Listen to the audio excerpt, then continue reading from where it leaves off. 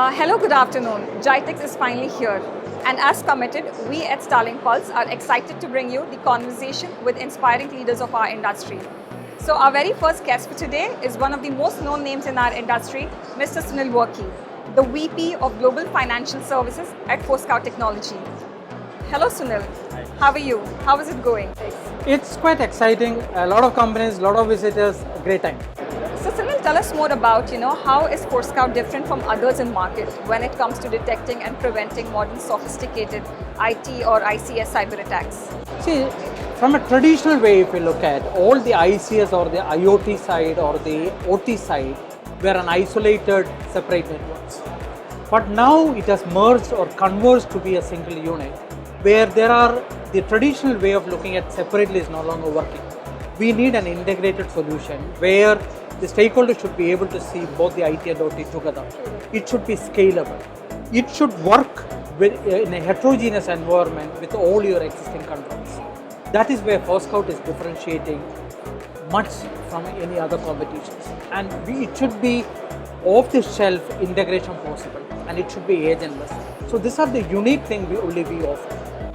So Sunil, recently we have seen a massive paradigm shift from the organization when it comes to the working from home culture, with some of the organizations even giving permanently work from home. So how does your solution fill in here to close this gap from the security perspective, right?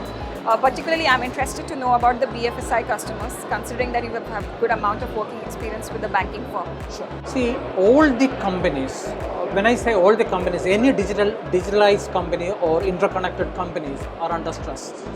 Few reasons for that. One is, from a traditional way, if you look at, we all created fortress and created layers of security, our exposures were limited. But the digital transformation, cloud adoption, working from home, proliferation of unauthorized software devices, unmanaged devices, and OT systems, all of that has created a lot of exposure for you and blind spots. And when you have so much of blind spot in an environment, it is not easy to blindly trust and protect everything. That is why we are also now focusing and saying we need to start looking at reducing the attack surface, because our attack surface has exponentially grown or it's become much bigger. Why Forescout or how Forescout is becoming a differentiator is that in a single platform we can create that visibility, we can create the segmentation, control, isolation, everything we can do from a single platform. So that is the biggest advantage we are bringing in. If we don't do it, there are two schools of thoughts. One is saying that I keep on pumping more resources to protect, or I am continuously trying to reduce the attack surface and bring the overall attack surface down. I think the lateral is the viable one, and we are an advocate for that, making it happen. So Sunil, tell us more about, how can Forescout help secure critical infrastructure OT assets of the customers, right, and reduce the unplanned downtime, considering that Forescout is a pioneer in the OT security side? See, in OT, it's slightly different from the way IT works, because you cannot get a downtime to fix things up. You cannot do an active scanning or a probe because it's a very mission critical application running on it. So where we come into picture is we do passive assessments in various methods. We have a database, a very strong one, to understand the potential threats happening. We can understand the misconfigurations over that, and we work in hand with all your existing solutions, and we also understand the convergence of IT and OT and bring everything to a single console. Because at some point of time, or accountability wise, security officer or the CISO of a company is accountable. Now the only thing is, operationally are they currently working on it? May not be, but we are making it ready so that everything is in a single pane they can work. So Sunil, we often hear and speak about zero trust, right? So how can you as a technology vendor help the customers to set the foundation for active zero trust defense for enterprise of things? What as per you should be the strategy, to help on the complex customer environment? See, zero trust is a reality. Right. So why I say reality is that traditionally we worked upon a fortress model where everything inside is trusted, outside is non-trusted. So that's how we worked, the fundamentals on that. Now that perimeter has completely vanished.